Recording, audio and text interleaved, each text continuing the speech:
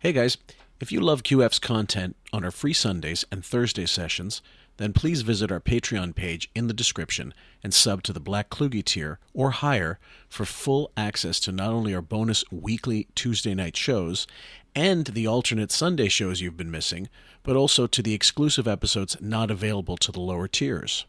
It's roughly the price of one coffee a month, and nobody at Starbucks will make you laugh like we do for that kind of scratch. In addition, when you sub to the Black Kluge tier, you'll get 2 weeks advance access to each Thursday session on Patreon before it makes it to YouTube. You know what I see a lot on YouPorn? There's a ton of it. Is trans porn. There's a hot chick. That's real big now. That's real big. Because it says recommended for you. And I'm looking at it and I go, wait a second. There's this really hot chick getting fucked, but she's got balls and a dick. And I'm like, why is that recommended for me? What are they trying to say? I'm not into that. They're fishing. I was thinking the other day, if Richard Dawson was hosting Family Feud, would he kiss trans women? We had done a bunch of phony phone calls, and I said, she's going to laugh at this. This is me being my parents, and I call in, and I'm going through a sex change. I said, she's going to think this is hysterical. She walked out in the middle of it. She was just like, I don't. It's really not my thing.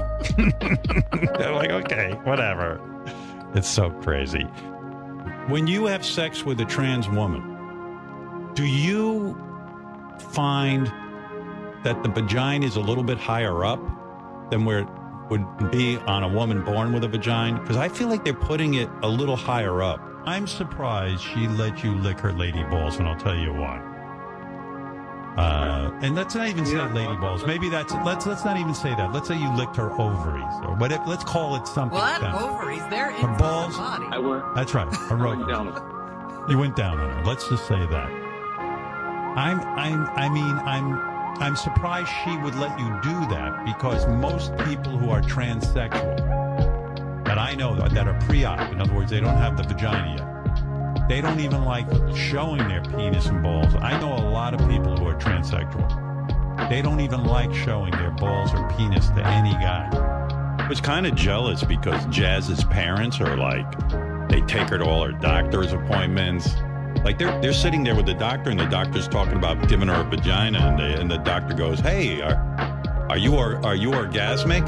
And she's like, "No, I've never had an orgasm." He goes, "How deep do you want your pussy?" Oh my God!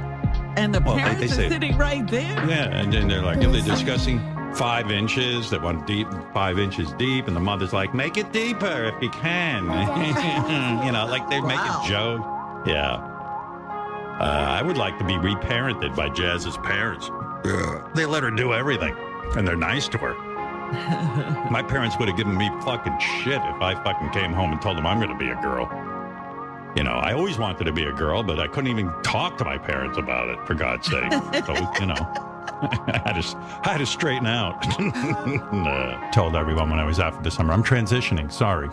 Then they have to love you. Then you can't make fun of me. That's right. And Right. your new pronoun is... Welcome, ladies and gents, to QF, a podcast about Howard Stern. I'm Phil Moore, your host, a.k.a. Jim Fix, and with me on this particular episode, and it's been a memory lane with Pat Cooper, none other than Mr. Pat Cooper, is Mr. Jay Santi, the host of Turnbuckle Tabloid. How are you today, big guy? I'm doing well, sir. And since the theme is good old Pat, I am going as Jay. I am a genius of myself, Santi. That's what I'm going for us today. Yeah, and I have not thought much about the dedication, and I think it's my turn this time because you got I think beat Biggie last time. I was thinking Carl Douglas kung fu fighting or something fighting related. Thin Lizzy fighting I've played before, I think, but Pat believes that Howard has allowed people to talk shit about him and did not defended him, or he's actually just taken it that Pat has said something bad against Howard. And because that's what these guys are claiming, that Pat said something derogatory towards Howard, and Howard took their word for it. So he went in, and he's in the green room first, and he's fucking pissed. And when is Pat Cooper never not pissed? We're working our way back. Eventually, we'll do the classic, yes, mother dear, call. Oh, mother dear. That's one of the best calls ever. Is one of the best appearances at any time in any radio in any radio show. One of the classic bits. Whenever you could get Pat going, Yeah. There's nothing but radio gold there. I know that they really liked when he came in and he would do the news with them. I wasn't really big a fan of that. I liked when he would come in ramped up. I Yeah. preferred Gilbert when he was in the news. Gilbert was more of the always news good. guy. But for this one here, it was, I believe it was three gentlemen overheard in 3 different incidents. One was in a supermarket or at a store, and they brought up Howard's name, and Pat just basically tore into him. And the guys called in to say, yeah, I can confirm it happened to me too. And Pat had not been on the show for maybe like a few weeks. Mm-hmm. And this is when he gets teed up because he's like, oh, this is what you're bringing me back in here for? Yeah. And with that level of anger, I do believe that anger is an energy because I feed off of it myself. I have a short fuse. Like, it's easy for me to go off into just total, old school, like my father. And it's not good for your blood pressure, but I think you get the poison out. Like, if you get angry right away, and not for little things, but when you get angry, there's no slow burn for me. And I get it, and it fuels me going forward. I get irritated by things, but for some people, that's their metabolism. For me, I believe that's something. That's my bit of punk that I think fuels me. And for some people, it's exhausting. But for Pat's level, at his age, it's incredible. I was like that at one day in my earlier days, some few years back. I believe when I became a father, I slowed down a lot when it came to having that hair trigger anger ignition go. Yeah. But we all have triggers, and that's there's certain triggers that'll get you, and you light up, and sometimes the fire will burn for a quick second, or it'll torch down a forest. or it powers the train all across the country. So in this case, Pat comes in and he's flying. Like, he's right in the green room, he's fired up. And it's not like that I'm trying to think of another person who came in hot like this. Well, Sam did when Sam Kinison would come in. That was during the time when Wiggy would have Dice on at the same time. And he came in just really, really fueled up because you said that you wouldn't side with that guy. You have him here in the show as well. Yeah. But no, he had that kind of go. There was a few instances. Booker T came in one time. The WWE wrestler came in really, really upset, and they put him in Robin's cubicle, her glass. You're right, because they were afraid of him, and he even made that's another one that's very interesting to go down. We should. Have you covered it already? You mentioned that you're Not going yet. through. Yeah, we haven't done it yet, but that's one that could be interesting. Well, would you like to cover that together, and you can use it as a Turnbuckle Tabloid segment? Sure, that'd be great. We would definitely do that.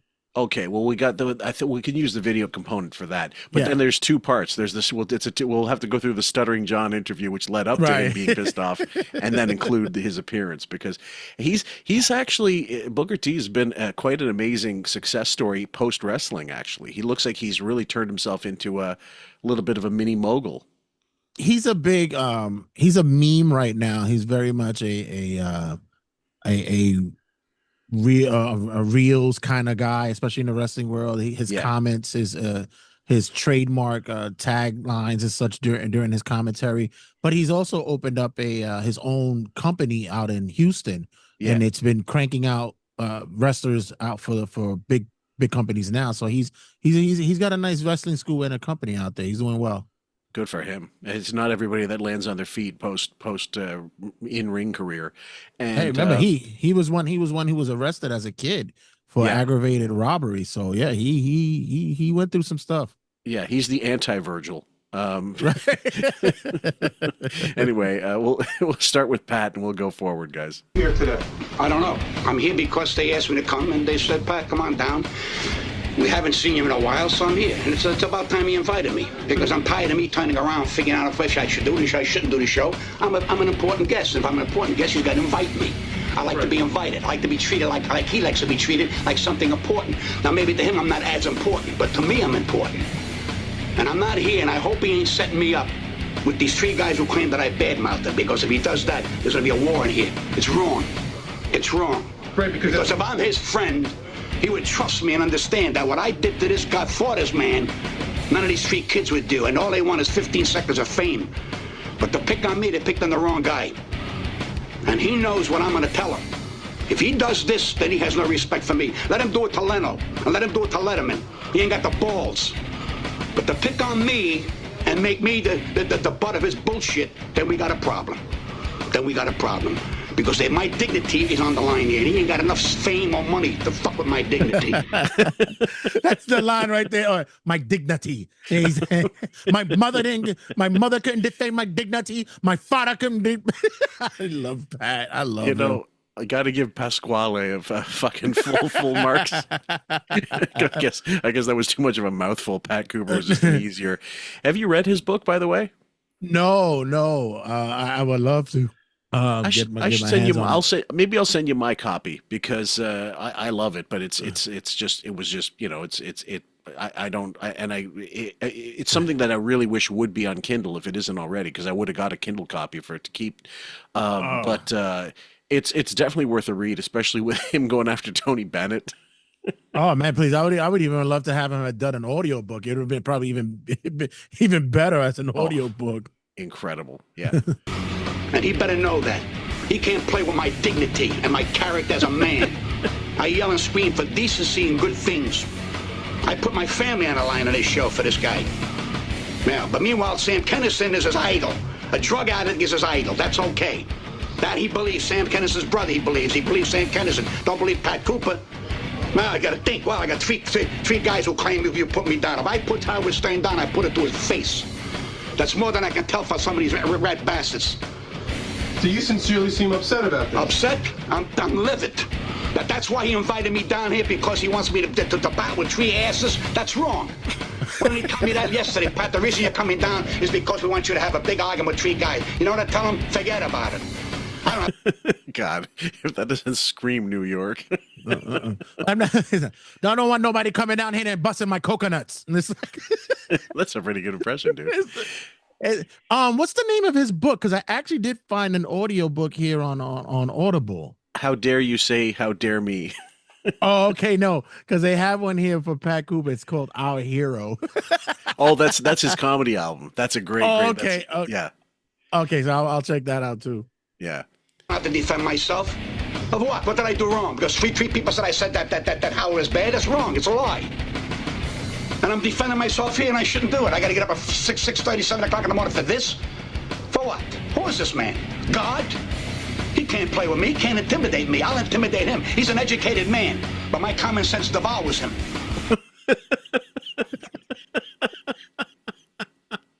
He's got like the bars. Like this. These are like in hip hop terms, he would be considered to have bars. That's what he's got. His flow is incredible.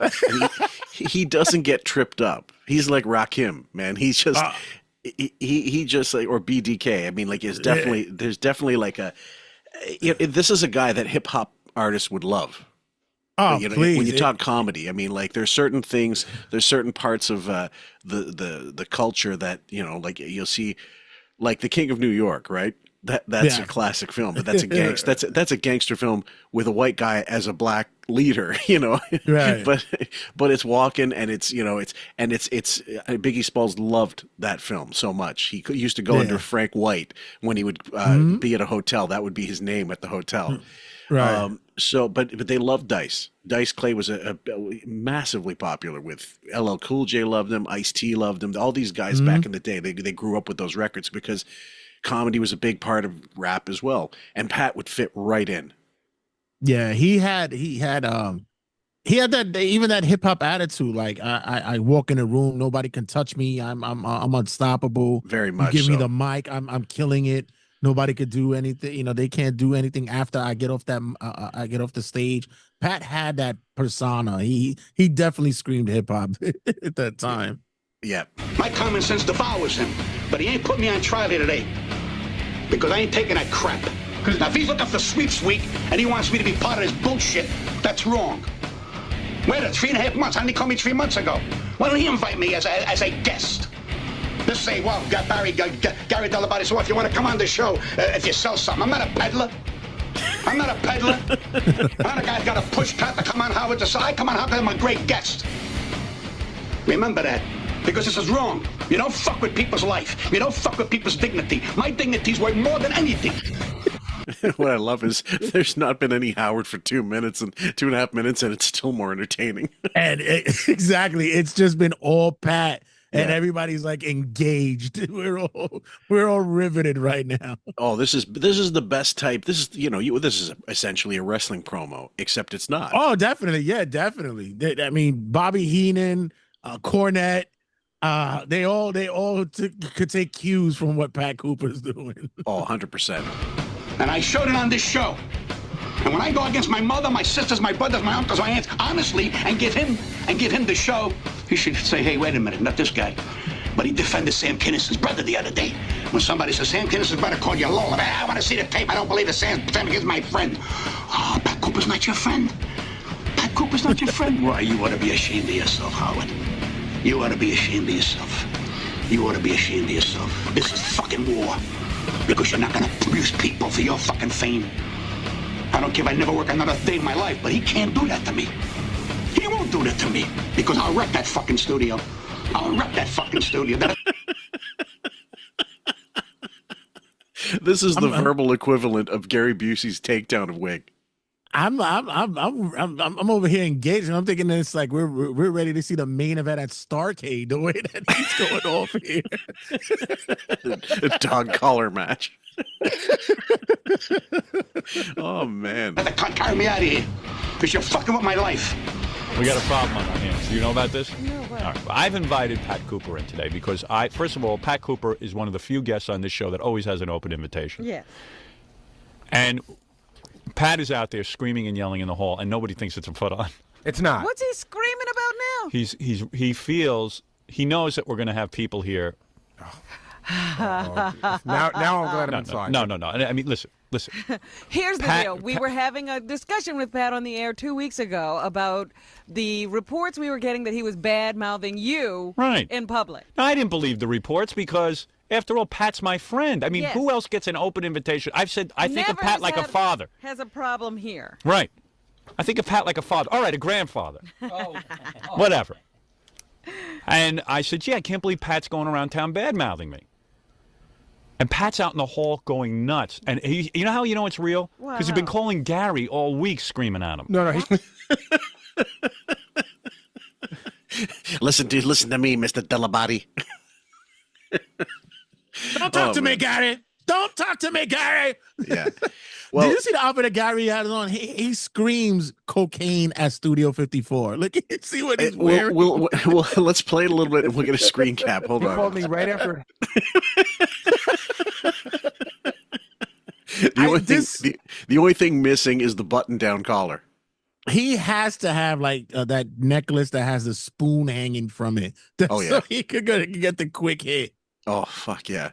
Well, and also that color, that mustard color went out with it went out with VHS.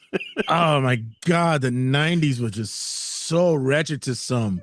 One color, I'm going to tell you, I still think I could rock it because of my complexion, and it's so dated, it's so of its era, is taupe.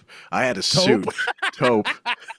I had a suit that was pimp as fuck, and I had to, of course, I gained size, gained weight, it just didn't fit, and also a suit, should last long enough to be back in fashion again after it's out of fashion.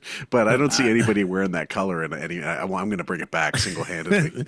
I have a friend of mine who loves to draw reference to the color taupe whenever he's a painter, and he's like, God, I really want to paint something using taupe. I didn't even know what the fuck it was when I was suggested it by the guy at the store. He says like, "Oh, this is big ticket. This is the one you want." I'm like, if you're attending a mafia wedding, it's fantastic. But and if we're in the Greek community, that's the right color. At any rate, Bowie's going to try to explain it a little bit, but even when Pat gets in, you'd think, okay, he'd calm down. That's the green room. He's going to come in and he's going to, allow some dust to settle. But no, it's all out, all balls out, and the energy level. You could power small cities with Pat's energy. I'm surprised he didn't come in popping BP medication at the same time. He was putting it down like creatine and shit. Because man, he was really the engines was roaring. Oh yeah, it happened right after we had him on the air like 2 weeks ago. He called me. I just want to clear the air. And the next, and he was really upset. He doesn't understand. Get him in here. Just trying to clear the air. I'm just trying to clear the air. I remember the phone calls. He was belligerent then, thinking that we were somehow setting him up and believing these other guys. No, the only reason I believed these other guys was that the calls were coming in separate. In other words, it was like, is he going to be all right? There's been some discussion that Pat's going to like come in here and beat me up. Tom said Pat, are you going to beat me up? I'm on trial, I told him. Forget me. Because it's wrong. Understand? I'm your friend, and I don't want to hear no three idiots turn around and tell you. Sit down. No, you're blocking my camera. I don't care about your camera. Come on, seriously. Sit down. You're blocking my camera. Don't be a part-time friend. No. You'll be 100% friend to me. Now, because I'd have put myself. I'd have threw myself. Hold on a minute. I'd have thrown myself a bomb for you. No, you're out of line. No, you're out of line. No, you're out of line because you turn around. Don't call me for 3 months. Then you get 3 Skeevosas who call up as.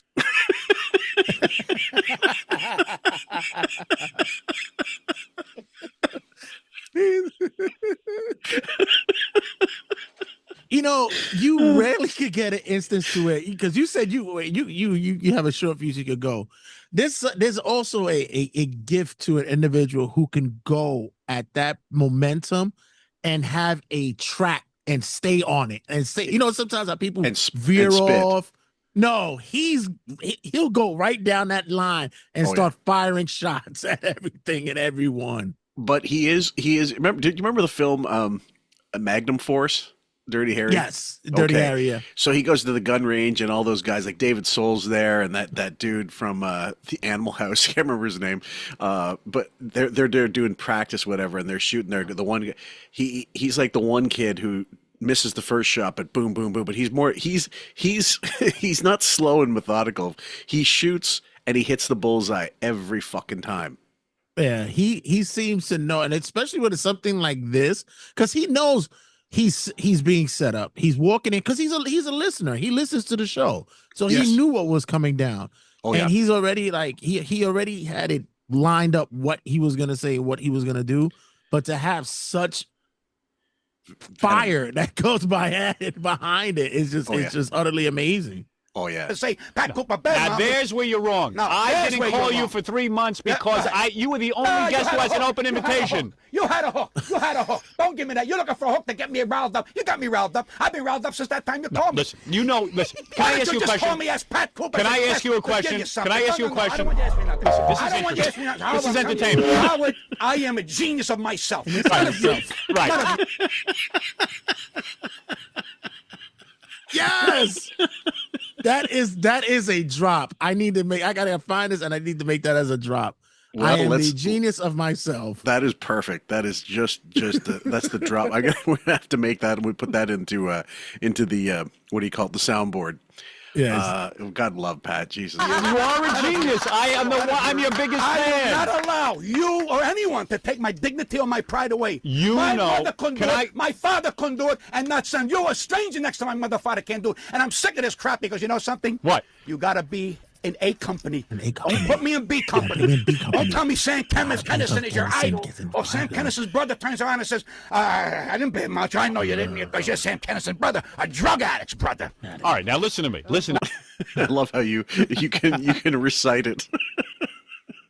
Because you have to put me in A company. A group. I'm not in B company. I have to be in A company. Oh God. That goes to show you how many times I've heard this. This is one of the classics, one of the best. Right. Now wait a minute. Listen to me. Now wait a minute. I didn't finish. No. I didn't finish. Am I going to get a chance? Don't idolize a drug addict over me. How dare you do that to me? What do you think? I can't. How do you idolize a drug addict? I idolize Sam Kinison? What do you tell your children? What do you tell you? Back off. Right. What do you tell? What you guys don't see is Jay is mouthing it along to the audio. So it's like lip sync. Now no, wait till it gets to the Roseanne. Now you're a peruse. Oh, fuck. God. Jesus H. Hey, your children. You're gonna allow me to talk? No, I want to finish my conversation. What? I should idolize Pat that Cooper? you turned around and you had a drug addict for your idol. Now, hold it What a does second. that tell your children? I will go to my grave telling my children that Sam Kinison was a great comedian. Whether he's a drug addict isn't the issue. Oh, yes, it is the issue. Why is that an issue? Because he was a great comedian when he was on dope. Oh, that's not. Okay, now that's where Pat loses me. He was a great comedian before he got into drugs. He was a way shittier comic on drugs, and it's evidence. But like anybody who saw him in '89 didn't know what they were going to get, and in '90 it was even worse. By the time he got into Charlie Hoover and started, making friends with the industry again, because he blew off that movie, a Tuck, which was offered to all kinds of people, including John Candy. And he refused to honor his contract, and he got blackballed by Michael Ovitz. And yeah, go ahead. No, sorry. If I'm not mistaken, he was also offered Ford Fairlane. No way. Yeah, but I believe so. I believe he was also offered Ford Fairlane, and he turned it down, and immediately they went to Dice. Yeah, if I'm not mistaken, Sam burned a lot of bridges when he was on drugs. There was a lot of he made bad business decisions as well because of his drug addiction as well. Big time. But yeah, early on, like you said, 83, 84, 85, Sam was tearing it up in the stand-up. He was sharp. He was brash, but also very very charismatic on stage, and he was you didn't know what you was going to get any night he came on. That's right. And so and with Pat, it's the sting, his sticking point is that he was a drug addict, and yes he was, but he was also brilliant, and he admits it. He writes it in the book. Actually, he said, look, he was a great, fantastic comic, but I said to Howard one time, I hope your daughter marries Sam Kinison, and he didn't like that. I'm sure I have that audio somewhere. I just have not come across it. And if I have heard it, it would have been a long time ago and I don't remember. But you could, in a situation like that, whether there was Howard TV coverage of it, you could hear in Howard's voice if something like that was told to him. He'd mention of his kids, because it gets him all like, you're going that personal, whatever. You're really not that he cares about his kids, but to him, it's some kind of line that you're never supposed to cross. But he feigns as though like he's offended, but it's something as though like he knows that he has to say it because it's something that humans who are parents like that you're supposed to say, like, you're supposed to do, but when they ask him, what's the greatest moment of your life? What was the greatest time of your life? It was going to summer camp. I mean, are you fucking kidding me? As a 20-year-old. Come on. Fucker. Jesus. That's insulting. Don't insult Sam Kinison like that. Yeah. You saying to me that Sam Kinison was not a great comedian? I'm not saying that, but he was you told him when he was alive. Now you're telling me. Now you're being a fake. I'm medication. Now you're telling me you're a fake. Medication. I'm medication. Now you're telling me you're a fake. My soul, baby. My soul. Now you exposed yourself. My soul, pal. You exposed yourself. I don't expose nothing. I expose my soul because my problem is you told Sam Kinison. You told Sam Kinison when he was alive that he was a great comedian. I never. Hey. You said Jackie Mason was the greatest. He is great. I was the greatest. Everybody's the greatest. No. I hate her. I wanted to die. Now you're a peruse.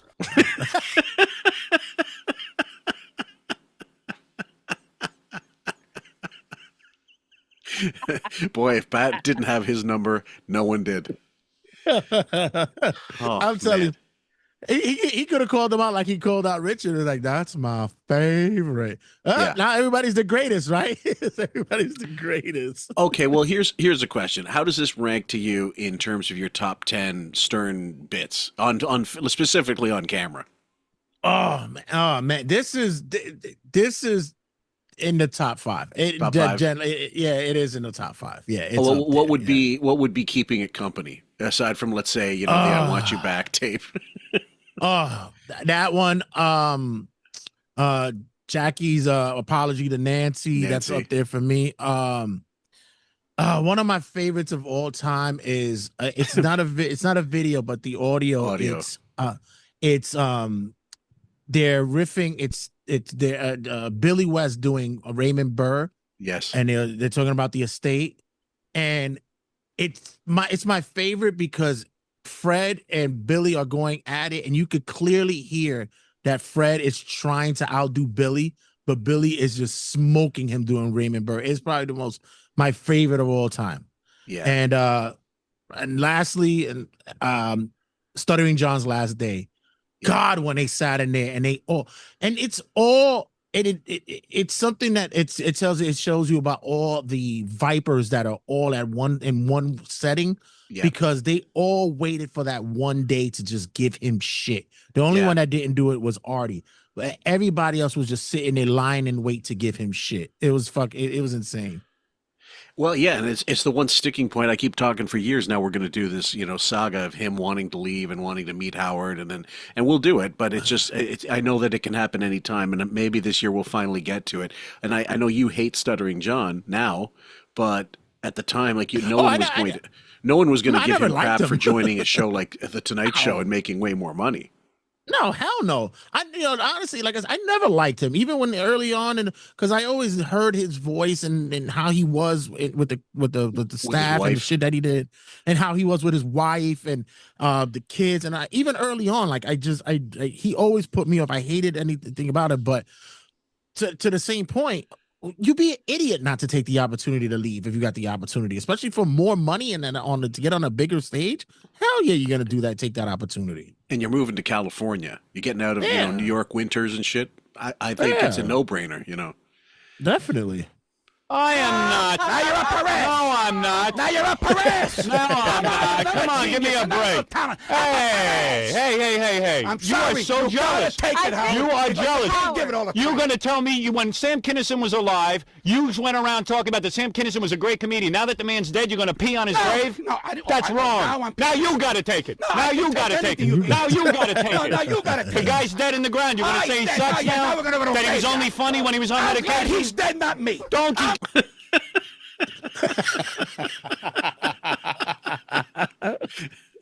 Can you hear Wiggy's voice cracking a little bit because he's trying to do Pat, but he can't? He just doesn't have the vocal strength. That, and the fact is he's knowing that right now that Pat is besides the whole Sam thing, everything else he's been hitting him dead on. Yes. And he knows that he's trying to fight and scramble his way out of that just to show some kind of face. Yeah, but he's it's like King Kong Bundy versus Little Beaver. Or the Haiti Kid. Or it was a Haiti Kid, yeah, sorry. I mixed up my midgets, fuck. Give it to me like that. Yeah. He's dead now. And he deserves to die because he's had it. Why? He used a car accident. The man had a car accident. Yeah, I like to know. And what does that got to do with him being a great comedian? Was he a great comedian? Was he a great comedian? Was Sam Kinison a great comedian? No. No? You're going to say that now? That's your opinion. Wait. After you told him when he was alive he was a great comedian? I never met him. Oh, what happened, Big Mouth? I don't believe it. What about you? Where's your Big Mouth? I never met him. And what's all of this? I never met him. After I show you respect, I tell you what a great comedian you are. I give you open invitation to the show. Jackie Mason. After you told me, everybody's a great comedian. Look at the jealousy. Look at the jealousy. The jealousy. He went back and read the book. He went back and read the book. Howard, can I say something to Pat? Can I say something to Pat? I don't believe this, what I'm hearing. How many people... excuse me. I don't believe this, what I'm hearing. The nerve. The nerve. Defend my dignity? Now, listen, let me ask you a question. Hold it a second. I'm talking now. Who are you to tell me I can't defend my dignity? I can't Who are you to tell me I can't believe defend this. myself? I can't believe what I'm hearing. I am A-Crowd, baby. No more now. I'm A-Crowd. Who said you're not? You gotta call me. What? A company, a crowd, a group, same shit. Well, Jackie Mason, I know, Howard claimed there was the stupidest thing he could have done in that Private Parts book was to start dropping comedians' names and saying who was funny and who isn't, because some of them where he was right on and other ones were completely wrong. I remember we covered that audio with Artie in studio, and he's talking about who he thinks is funny and who he isn't, and he was fucked on most of it. Because he does like a poser does. He goes to the automatics, the layups. He goes, right. Richard Pryor, Eddie Murphy, Chris Rock. He'll say, automatics to certain people. Right. Were you a Mason guy? I never was. No. I was never really into that Borscht Belt kind of Catskills kind of thing. Some people were kind of funny, but I was never really into that. The only thing I liked him in was The Jerk with Steve Martin. Right. Like when he plays the gas station, and what does he say? Nevin, do you know why a woman of such pulchritude is married to a man like me? Because I make a very comfortable living. And you know what would happen to me if I lost this gas station? Yes, sir. There would be no more. And he starts doing that hand gesture.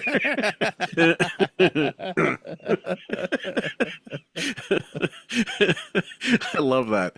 But I mean, he was incidental. Like he's not even a major part of that. He just happens to be, whatever. And he has a bad reputation amongst comics. Most of the old comics, new comics, a lot of them just never liked him as a human being. And Peter Marshall blasted him on his in his book about Hollywood Squares. He said he was really not a good fit. You know who's another guy that I loved growing up? I loved his movies. I loved just him as a persona on the screen when you saw him, but yet you heard how much of a real douche and an ass he was.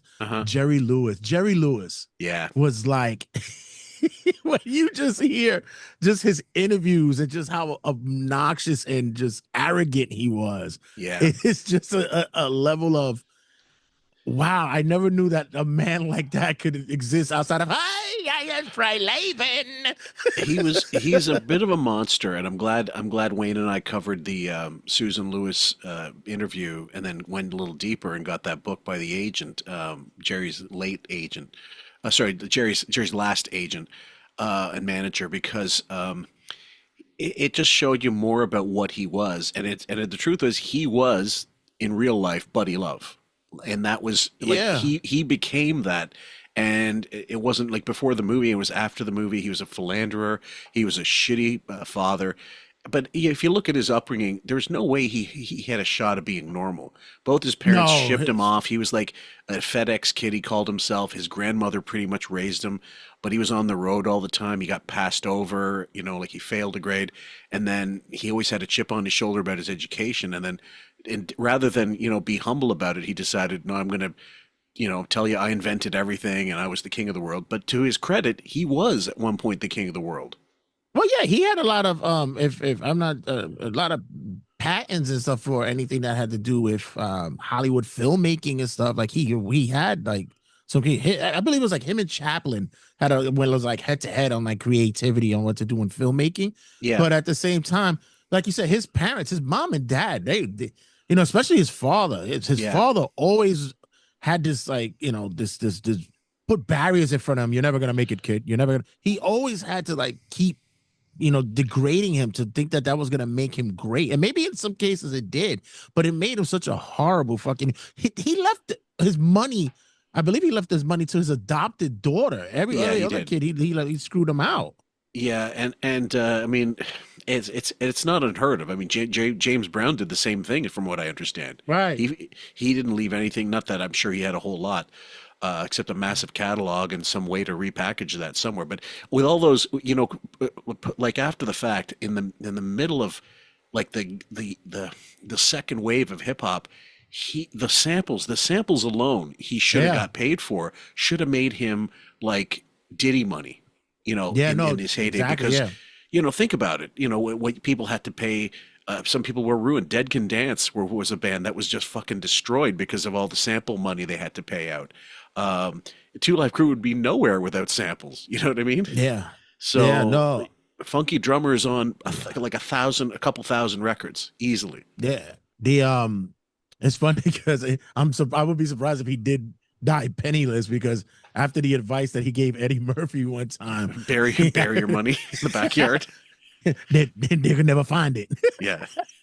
I already said he had this image of James Brown with a bunch of people with shovels in the backyard digging through looking for a shoebox with $2 million. Black man ain't got $2 million. Government take it away from him. You got to put that in a shoebox and bury it underground. Jesus Christ. Well, I'm a contributor. No. I'm a contributor. Meanwhile, he tells Leno, I don't want you. You're busting my bananas. What? You're busting my balls. Listen to this. I can't do a week, Rich. I don't know what night I'm going to be available. I don't want to do Leno. I don't want to do the Leno show. Because he's an A crowd. He tells Leno I have to go on first. He tells Letterman I go on first, so I don't go on. What's wrong with that? Oh, I see. Well, but if I do it, I'm a dog. I'm a dog if I defend my dignity. I'm a dog if I defend my life. Robin, what is he talking? Is he making Hey, sense? don't bring Sit your down lawyer. and let's say Robin. Don't bring your lawyer You're talking to Robin, aren't you? You're looking at her. Where are you going? No, Pat. Where are you going? Oh, Hey, dear. Pat. Come on. Pat, don't leave. Come on, don't leave. No, don't leave. This is my favorite part because now Jackie's gonna go after him, and he even forgets who's Jackie's name. It's like I love it. I love this. Well, yeah, like basically, this is he just laid a smart bomb and left, and then Jackie's got to try to like placate him and say, "Come on, Pat." Yeah. Did you hear what they were doing to me? Yeah. Come on, Pat. Don't call me no more. Pat, don't leave. I don't want to come on the show. Just do it, Pat. Okay. Pat, just take a deep breath and come back. Come on. I can't. I'm fucking bundle of nerves, Larry. Well, you know he's kidding around. I don't want to be kidding. No more. No more, Jackie. Mind your business. We love you. I don't want to be loved no more. Fuck all you guys who love me.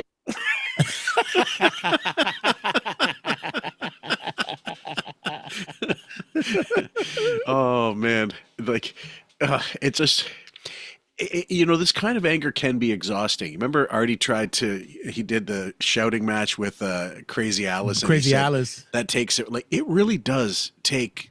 It's like having a coughing fit or having like massive diarrhea, like food poisoning for a day.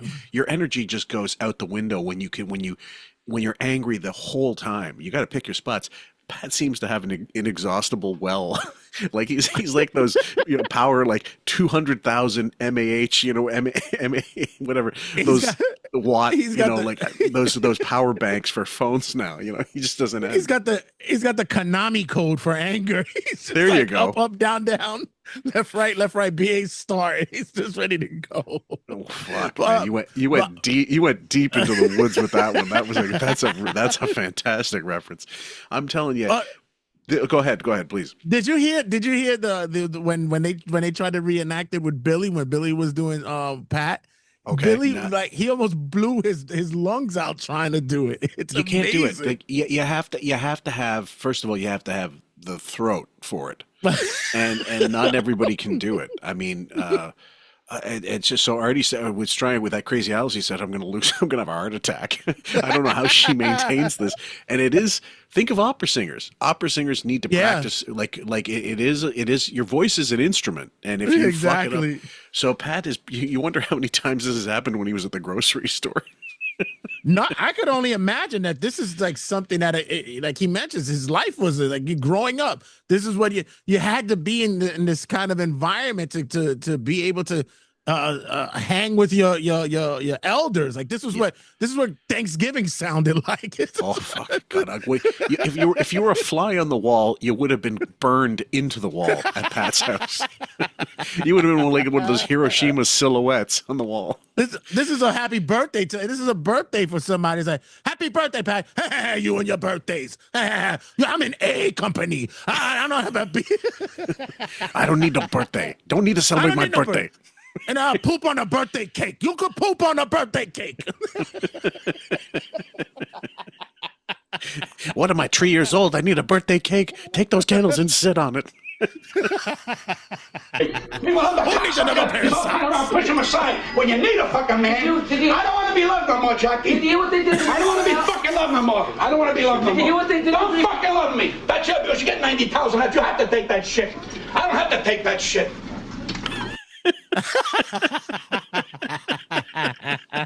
You know what?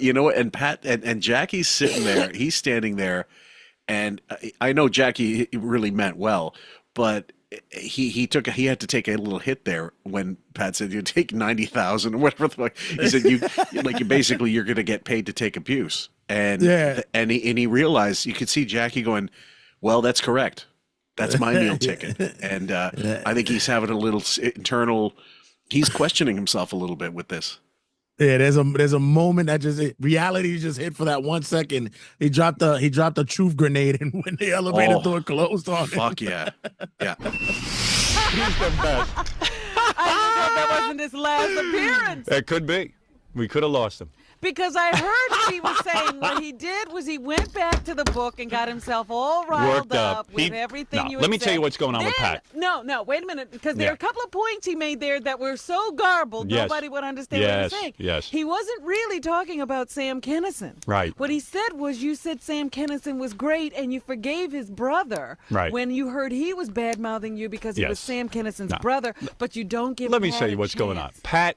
Pat, this is what happened. Okay, now hold on. I'm getting confused. What bad-mouthing would Bill Kinison have said about Howard at the time, unless it was connected to not having him in because he wanted to promote the book or something like that, or did it have to do with the rights to the book? Because the book didn't come out until a little later than this. Right, and I believe that remember, I think that he was trying to get the book to be made into a movie. That's right, Brother Sam. Right, and I believe Wiki wanted to get the rights to it as well to do it. And I also, if I'm not mistaken, there was a point in time where Bill also stated that Wiggy was an enabler to Sam's his addictions and stuff as well, because he would allow him to come in when he was drunk or he was high. He certainly was an enabler. Like that's no argument. Howard would have you believe, oh no, that was his choice or whatever.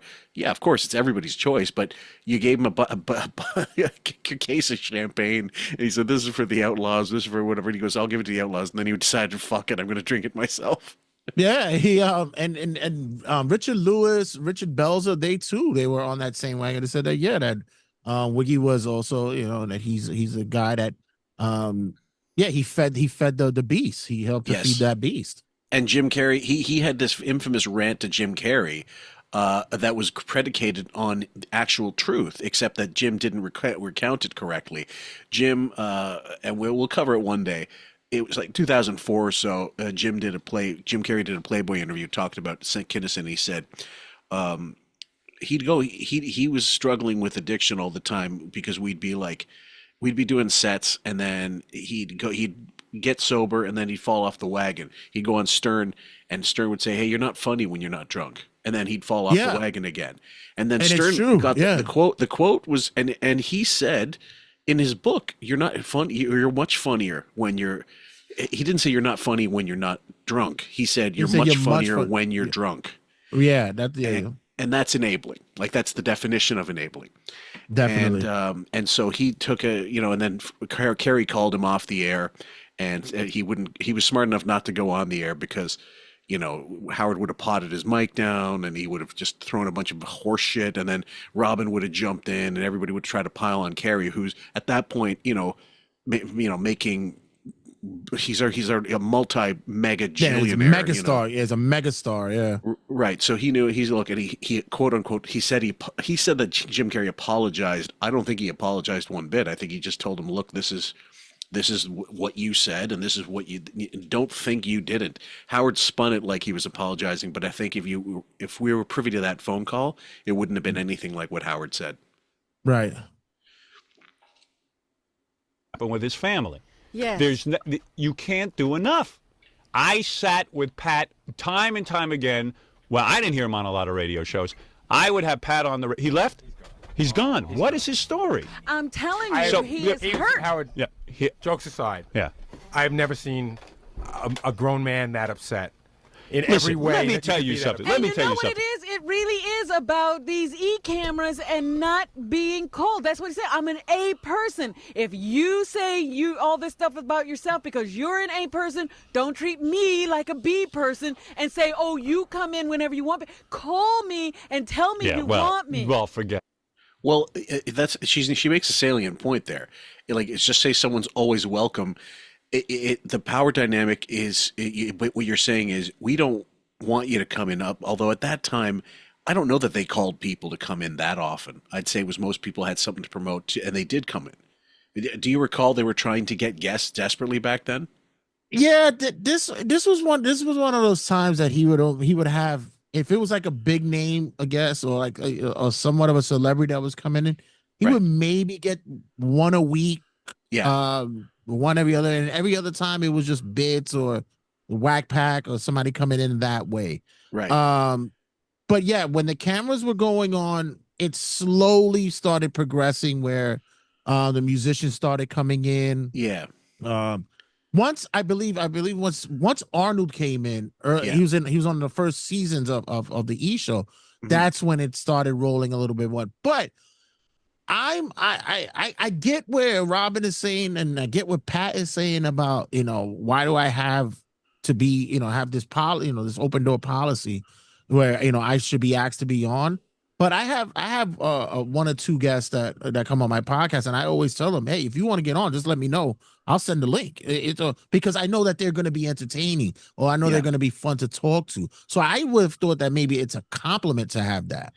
I guess it depends on the perspective of the individual, and in this case, Pat being like people want to feel needed, they want to feel welcome, and the other thing is because sometimes the flip side is you can come in anytime means we don't care if you're here or not.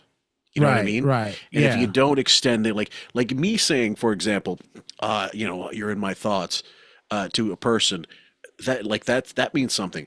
Thinking about them means something, but if they don't know that that's going on. Right. Can you see the tree falling in the forest? Like, do you hear it when it falls? That kind of thing. Right.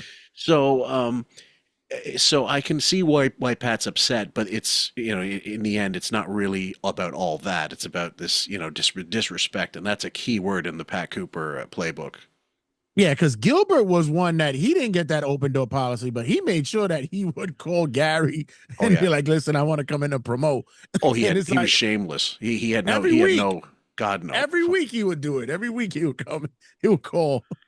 I love that. You don't call me for 3 months. There is nothing you can. I don't call anybody. I know that. And but Pat is on a loop there. Pat's on a loop. I can't think of anybody who has been kinder and more impressed with the talents of Pat Cooper than me. Before any of those other shows were calling Pat, I can't go on. Excuse me, let me talk now. I cannot get on the air day in and day out and kiss Pat Cooper's ass. Whenever he is here, I've called him a million great things. I've only been impressed by the talents of Pat Cooper. There is nobody more impressed with Pat Cooper.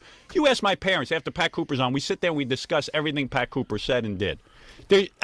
I cannot think of anybody in this business. Listen, I'm hot as a pistol right now, and I always pay homage to the great Pat Cooper. I sit here day in and day out. I don't listen every day. I don't bring up Pat Cooper, but when he So which is it? Asshole. Talking two sides. I don't do it every day. Man, he's getting tripped up. He's getting tripped up, and there's no Pat in the room. Pat's not going to get tripped up if you had 6 guns on him. And let's get a bit of honesty here, Wiggy. You knew what you was doing, and you knew how flared up that Pat would get from something like this. You knew that this was going to be great fodder and material for the show for the next couple of days. So don't act as though like this is like out of the blue. Right. We already knew, but Pat has fallen off the handle on other occasions. What makes you think that you weren't going to be an easy target for him this time around? Do you remember the movie Hard Target with Van Damme and Lance Henriksen and Arnold Vosloo, who played God? What was that? What was that film he was in? He had a whole series himself, Darkman. Later on, anyway, at the end, Liam Neeson. No. Arnold Vosloo was one of the bad guys in Hard Target. At any rate, Lance Henriksen, the dude from Alien. I love that dude from Aliens. Rather, he at the end he has that. He gets a grenade and he catches it or whatever. And he takes it in his hand, and rather than throw it away, he just unscrews the fuse and then separates it from the grenade, as if to say, defying all logic. And then he's like, okay, I'm safe. And then the fuse goes off because there's still like a magnetic connection, and then he goes whoop, and then there's a big blow up. That sound from his voice is like what Howard, it's the equivalent of what Howard is kind of doing at this point in time when he's talking from both sides of his mouth. We like to think that he's a wordsmith, or that he's he was in his prime, he was fast. He was back then a lot faster, but no match for Pat on any given day. Never. No, and you could always tell, and we've always caught him whenever he gets put in the corner, or he knows that he's, like you said, he's outmatched, or he's even in the wrong. Yep. That he he flusters, he stammers, he doesn't know the correct words to say or put out there because he's not that quick to back it up. He'll come back later and he'll shadow box, but at that moment in time, he uses savers to try to think of something else to to get on top of the one we have to cover. You and I is the last Dice fight when he was calling in to promote hits, something like that. It was '96, and I think there's video of Dice in somehow, and he pots him down, like he pots his volume down, and he's losing. Originally I thought, okay, Dice is losing. No, he was destroying Howard before his volume started getting potted down. What was it? He called him Weasel Boy. He was called Rat Boy. Rat Boy. Right. That was another one too. That one was another odd argument that was a weird one as well. That seemed like it was more, not to say that it was fake, but it just didn't seem as though like it was necessary. I don't know where that came from. I think he thought. So it was because of the interview, the previous interview. He said that's what it was. That he did an interview and Dice said that Howard wasn't on his best during that time. That was And just think, like, if that's what gets Howard set off, a fucking article, and which it happened 20 years later, 10 years later, 10 years earlier. I have audio of him complaining about being taken off the air in Austin or wherever. Or Dallas, and he's like, and then fuck them, he couldn't swear at the time. He's like, I'm #1 everywhere. It's like some guy convincing you he was the rightful world champion when he's been knocked out 3 times. So I we'll definitely have to cover that one because as maddening as it is, because it's a lot of overtalk, like just people talking at the same time and stuff. I think it's fascinating because you really get the sense of how outmatched Howard gets in situations like this. It's a touchy situation. Oh, that was the one before. That was him and Jackie going at. That was a great. That was a great one. Jackie. How's your wife? How's she in the pier? She gets bigger gigs than you. How's your mother? How's your mother? I love that. Jackie, you're the only guy I know in the business 20 years, and you make your CDs in the basement.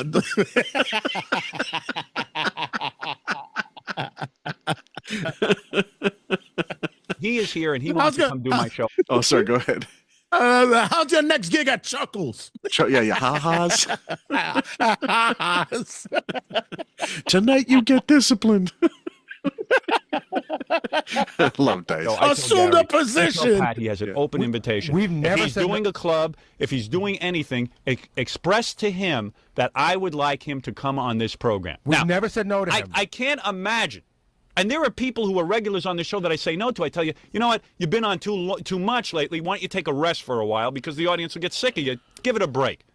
And apparently Joan Rivers never got that memo, and neither did David Spade for a while. Although the only reason Joan's not on now is because she's dead, and the only reason Spade won't come on is because he's got his own show that's doing better than Howard. Oh God, who's it nowadays? Who's is more frequent now? Who checks in more? I'm thinking for a while there it was Sarah Silverman, but I think that fucking pothead, what's his name? Seth Rogen. Yeah. Wow. He's the new Spade, but he sounds like a rusted carburetor. At this point, like when he comes in, I can't do an impression of it. But it sounds like he eats tobacco leaves, like weed and the blend, rather than smokes or takes edibles. And I just can't stand him. He might be a good producer of things, I think he's responsible for co-producing The Boys, if I'm not mistaken, right? Yeah, he's part of the team as well. Yeah. Yeah. He also was responsible for fucking up Preacher though, and I'll never forgive him for that because that could have been amazing, and it could have been like what The Boys is. Preacher could have been, but they totally messed that up. And hey, no, that might have been the first trial, and he's like, yeah, no, we messed that up. Let's make Boys better. We kind of fucked that up. That was an example. Stick to the source material, but assholes, and don't go off into the weeds. From time and time again, since the beginning of this show, Robin, you know it as long as you've been working with me, I have only, with one guest, said, Pat, come in any time that you want. But now... No, you have a stay. Remember anybody from The Godfather was allowed to come in at any given time? Robert Duvall came in, Gianni Russo right. came in, James Caan, anybody who had anything to do with The Godfather was allowed in. And I remember just recently on Reddit, someone posted a video clip of Robert Duvall fucking with him and saying, like, "How's Emily? I saw I saw you, getting hit on, and you were acting like a little sissy boy." And he goes, "How are your daughters? How are they doing?" He mentioned the two that were older, and he was fucking. He's like, "Maybe I'll start to date Emily, whatever." And Howard was thrown off his fucking game. And wow, he just Duvall was like, "Listen, I came in here. How does it feel to be on the receiving end instead?" Howard could not take it. No, he's one of those. He can't get in the fire. He thinks he could burn somebody else, but he can't even get in the fire to dance himself. No, he's a mesophenoc. He's upset about that because he feels he has to have something to plug before. I never thought in my life I would be subject to the antagonism that I just saw because I said to a guy, "Please come on whenever you want." That shows to me that the man does not have logic. Howard, can I just point something out? There is no logic. Can I just point something out that I wanted to say to Pat? Pat seems to be obsessed with this. You said Jackie Mason was a genius in the book. Jackie Mason is a genius. And there's room for a lot of geniuses, but I wanted to point out, how many times has Jackie Mason been on the show? Once. How many times has Pat been on the show? 50, 75? Excuse me. And you know how many times Jackie Mason has called here since we had him on to come back on, and I've said no? Right, because you like to space things out. Pat is forget space out. Pat is a great guest. Pat knows how to work this radio program. I am not silent about it. I'm the first. Listen, you think Letterman started having Pat Cooper on because of what? Out of the clear blue? Well, that's I know what I was Letterman's saying. shtick is. This is the big audition for the Letterman show. Pat couldn't get on those shows before he started doing this show. Do you know what his I don't know that that's true. I'd have to look that up, but that sounds like standard Stern bullshit 101, or like, granted, he did give a platform to people like Dee Snider absolutely credited him with helping him get a radio gig by giving him the opportunity to get on the air and talk, because he was a good guest. So it is true in certain respects, but with Pat, I'm not so sure. Maybe there's a little truth to it. Well, when Letterman did say that, he credited Wiggy for the whole mother bit on the show. He did credit him for that. He did say that he heard Ray on the show and he thought about it, and he said, he'll put his mom on the show. Yeah. And I think the other one was that he did entertain was Richard Simmons. Nobody else was having Richard on the show at their shows at the time, and Dave did it, and they were both doing the same thing. But at the same time, because right now I'm listening to Late Shift again, I could say that Wiggy lifted a lot of stuff from the early Letterman stuff as well, like his bits and stuff that he did. So, we could say, people pretty much shared from each other from time to time. Yeah. His gripe was before he came in was that I refuse to be insulted by Pat Cooper because now I'm hurt. Now, when I sit and listen to a tirade against me, someone who's been a big supporter, look, I got ratings before Pat Cooper. I'll get ratings after Pat Cooper. The point is, I like Pat a lot. I think Pat's hysterically funny, as we just heard. I mean, that was a brilliant performance. But there is nothing I can do to please the guy. As a matter of fact, I got to tell you something. So all of these people called. Listen, this is what happened. Let me tell people what happened. You know what? I'm watching him here now and listening to him. All I'm thinking is Kumia's impression of him and Billy's impression. Like it's so like it made me realize not just how good those impressions were, but that how predictably one note he is with his isms, and how he wasn't like every time is going to be a different painting. You know what I mean? Like every show there is a certain pattern that he has that.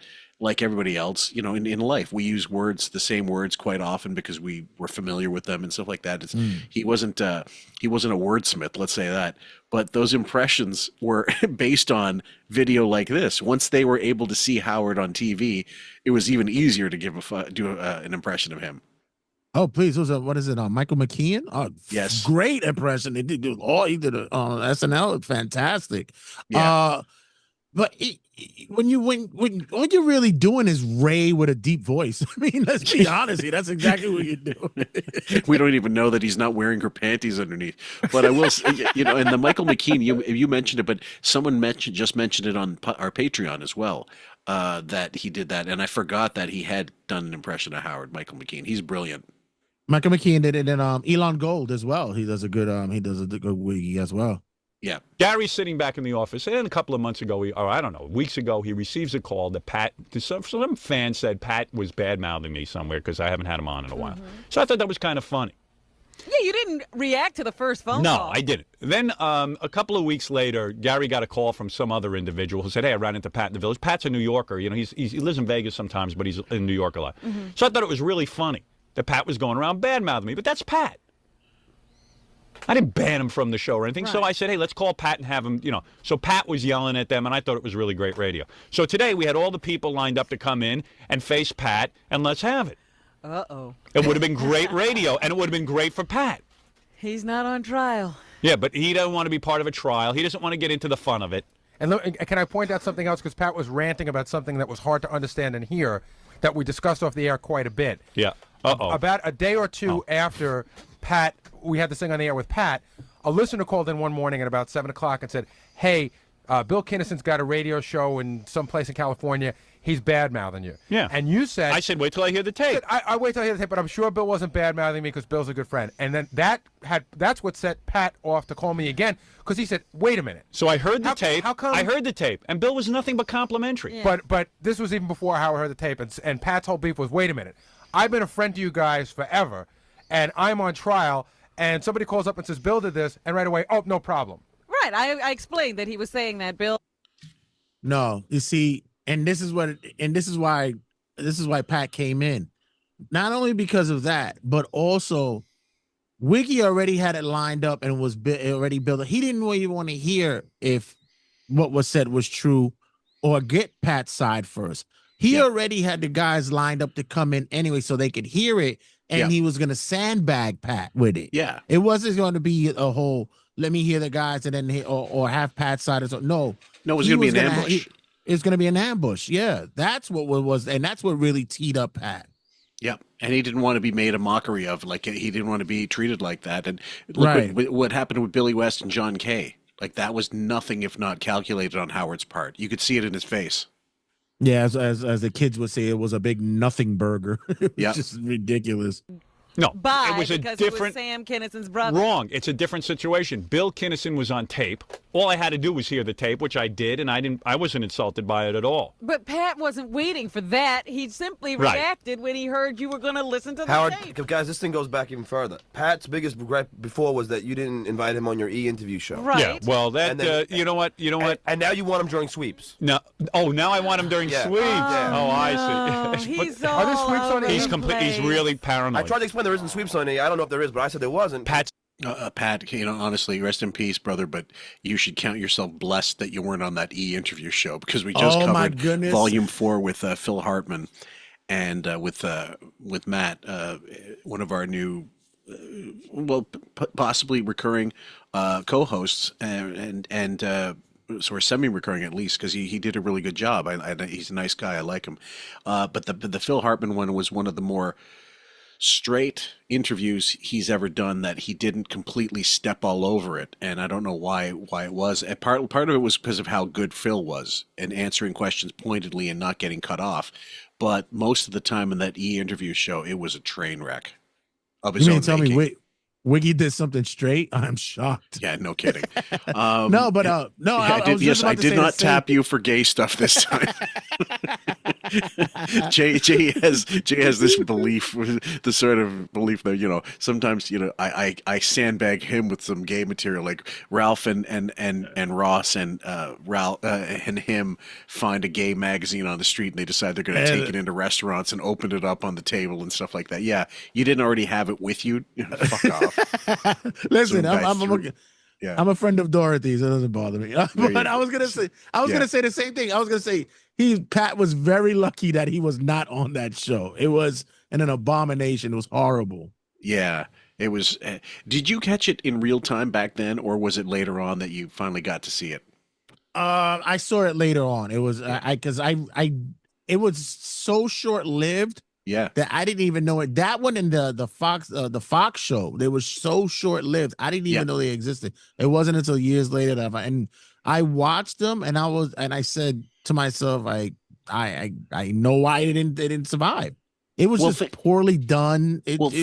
So he had 2 kicks in the can. Let's be honest. So there was the interview show, and before that the Fox thing, and he had years in between to hone whatever visual thing he wanted. So it was clear he just sucked at. He didn't know how to succeed on TV.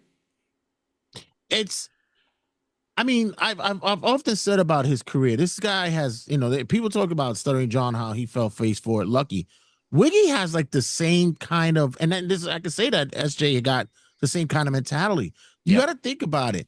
This guy got deals on just doing the bare bones, the least of anything. It was, it was half-ass everything, low budget. I'm gonna do the most minimal possible so I could be in the door early, late, out the door early. That kind of even the CBS show. How could you get away with basically doing your E show just on another channel? Yeah, let me just do black and white cuts on certain segments. It was basically just the E show. Yeah. It was a power washed version of the E show with like different edits and, but maybe different cut, just different edits or the same thing. Like, behind the scenes grainy look. Right. It was shit. Yeah.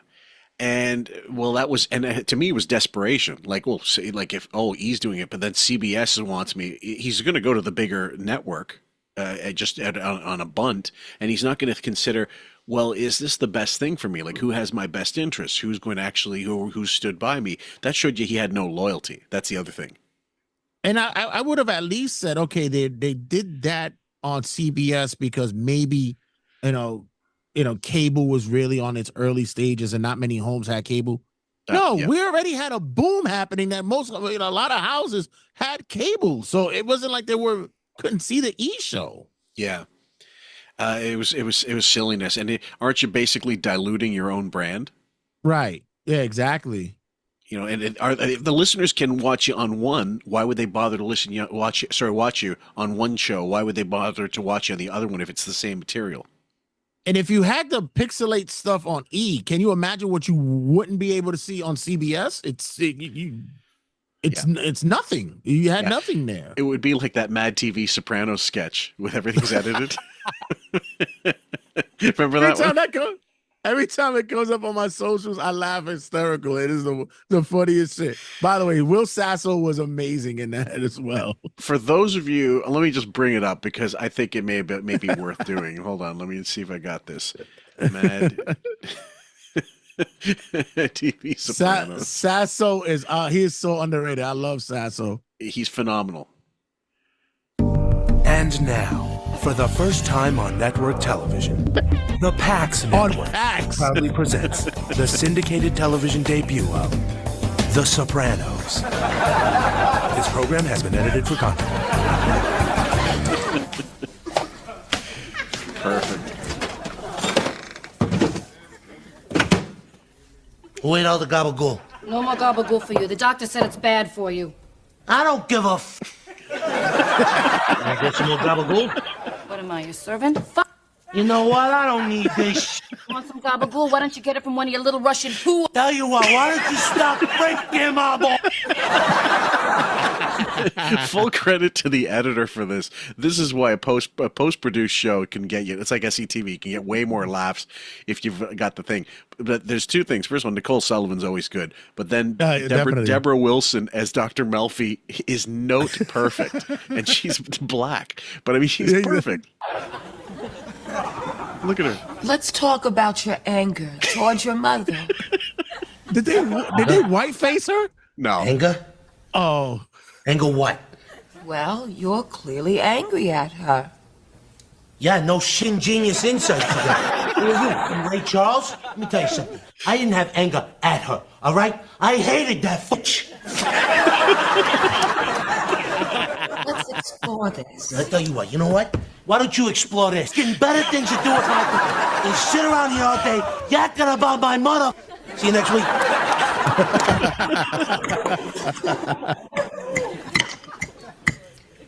Meadow, tell your father about your grades. I'm not talking to him. He's a Hey, watch your... You are a racist Over here dating the mother! It's in my house. You just try. You bring that mother...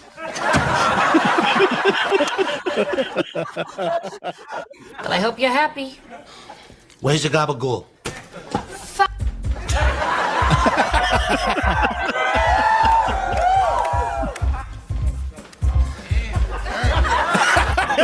She's done. Tony, please, give me a chance. Don't do this. Shut up, you miserable piece of shit. What's the matter with you, huh? You think you can... He was a made man! You rat! Can't even look at you. It's your boy. Take him out, big boy. Yeah, pleasure.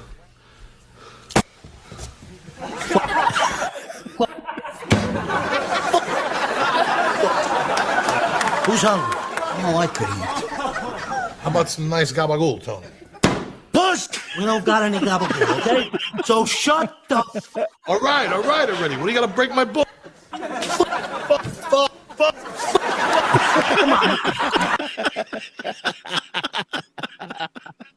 Joey Diaz did a perfect big pussy. I never saw the what was it, the Saints of Newark or whatever, that they did that prequel whatever show. I heard horrible things about it. Did you see it? Hey, I do. No, I haven't seen it. I do want to see it though, because I've been like slowly but surely I've been looking at old reels of Sopranos, and I'm like, oh man, I'm gonna have to go down this well again. I gotta watch again, but I think I'm gonna watch the Saints first and do it. By the way, two guys who are this day and age doing a great Gandolfini, who's doing a great Tony Soprano. Anthony Cumia does a really good Tony Soprano. Okay. And Ari Spears is doing a really good Tony Soprano. I was like, wow, he nails it. Everything. Aries is talented. He's actually underrated as a talent. Yeah, And he used to. yeah. He was on Mad TV as well. Yeah. And he pops up on Vlad TV. He does a couple interviews for him every so often, and he's a regular, just like DL Hewley. And it's always a home run. Even though Vlad is not my favorite interviewer, he gets good guests, and the editing is good. Like, he doesn't seem to allow a lot of. He also does a great job of clipping the really important parts of the interviews for people, for highlights, for reels, and that's totally what you should be doing. I'd love to do that for our show, but it's a lot more work than I have time to do, and I'll try to get on it this summer, but I don't know. Like I said, it's a one when it comes to editing, it's a one man job here on this band, guys, and it's not. I'm not Mr. Butter. I'm not Mr. What do you call it? Crazy Fingers. I'm Fillmore Fingers. So. You're not Scott the engineer? No. And I don't have my son's band to worry about. Emergency now. You don't have emergency now to worry about. No. It's going insane. So just so you know, I got it. I mean, I tried to talk to him, but he just wouldn't. He wouldn't talk like a normal person. I left him at the elevator. Did you get in the elevator with him? I've never seen another human being that angry. He was so angry, and he was getting on the But elevator. over what? I didn't say over anything. Yeah. But we were trying to talk to him and trying to calm him down, and it made it he's worse. Always Hey, get my friendly to father me. on the phone. Get my father on the phone. And he said to me, Jackie, don't give me any of the crap. He wouldn't listen to me either, and he got on the elevator, and I think we were all actually. I didn't get on the elevator with him. He was still kind of talking, and I just watched the doors shut because. I don't know if I was scared or whether I didn't want to invade his space, but he got in the elevator, and then we thought about it and thought we should chase him. And when we went down the elevator, he was gone. Nobody out there knew which way he went. Well, he's like Superman. He's here with another guy, and the guy said he left his papers here and his stuff here. He was unbelievable. I was scared he was going to come here and start beating up people in here. Hey, we got to run that on Eden. Why don't we preempt whatever it is what are we running tonight? It can't be what happened today. It can be well, better. actually, what happened is they even taped Pat outside having a tantrum. Yeah. Do we have that on tape? I wondered if anybody, they did follow him down the hall even when he was leaving, and I understand he got quite obscene. They got him using the F word. They got him before. Can we play any of that? Can I hear some of it? I mean, I'd like to play it in comment. They're rolling it off right now. So I think he got a whole half hour of Pat, even though he did 7 minutes in here. I think he got more than a half hour. It's a lot of bleeping, but he never... With bleeps. Hey, where's Einziger? Einziger, come in here. You lazy bastard. You know, when I think of the list of people who have walked off the show, which is very limited, right? No one's ever walked off like that. What? They're busy rolling it off. Oh, are they rolling it off? I was there. It's at least like 20 minutes of tirade. Wow. Non-stop, yelling, threatening to kick your butt and everything. Really? Yeah. My butt? Yeah, he said, I'm going to kick everyone's butt. So there's 20 minutes, but we only saw like 2.5? Yeah, because I guess they didn't have enough beeps to go around. Oh, man, that would be like Pat Sandinista. I would totally hear that. Fucking hell. That's our stairway to heaven. Like, yeah, that's side one of Zeppelin 4. Like, come on, dude, 20 minutes. That's perfect. Fucking hell. Studio, if you guys bring those 3 people in here. 3, we had 7. This is before he's talking about. Yeah. Yeah. Well, you mean all? Yeah, all the stuff leading up to it. Yeah, that's what I'm talking about. Yeah, that's what I'm talking about. Oh. What are you talking about? I thought you meant afterwards. Oh, everyone be quiet. The only people who have ever left the show or threatened to leave the show, in my memory, are Angie Bowie and Robert Blake. And it was nothing like that. I mean, Pat was a grand exit. Yeah. Robert Blake left angry? Well, he tried to leave. Oh. But you have a whole show. I mean, the whole show can end with the elevator door closing. Yeah. It's beautiful. So we're good. That's exactly what they do. He was still going as the doors closed. I can't. I'm fucking bundle of noise, Rory. But you know he's kidding. I don't want to be kidding. Come on. No more. No more, Jackie. Mind your business. We love you. I don't want to be loved no more. Fuck all you guys who love me. Meanwhile, I'm the cocksucker. He's all turn around, push him aside. When you need a fucking man. I don't want to be loved no more, Jackie. Did you hear what they did to me? I don't want to be fucking loved no more. I don't want to be loved no more. Did you hear what they did to me? Don't fucking love me. That's your bill. You get 90,000. You have to take that shit. I don't have to take that shit. I love it. Anyway, guys, hope you appreciated this. For those of you on Patreon and on wherever you're going to hear it, like maybe not Podbean, but you're going to hear it on Patreon.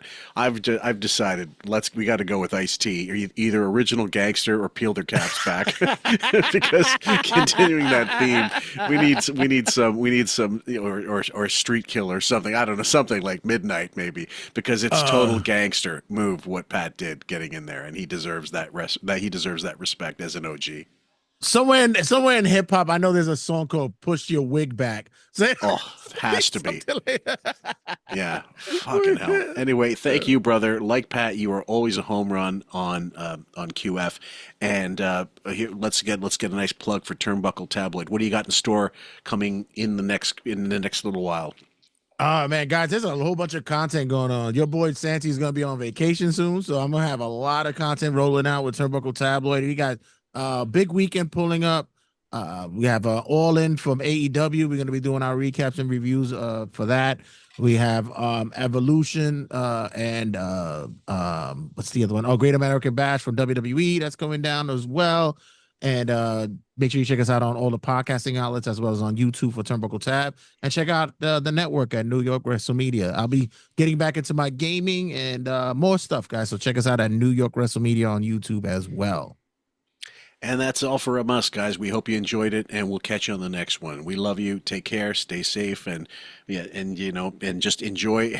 Hopefully, your cats and dogs have gotten over the PTSD from July 4th. And I hope you all have your fingers. No one lost a finger this time around.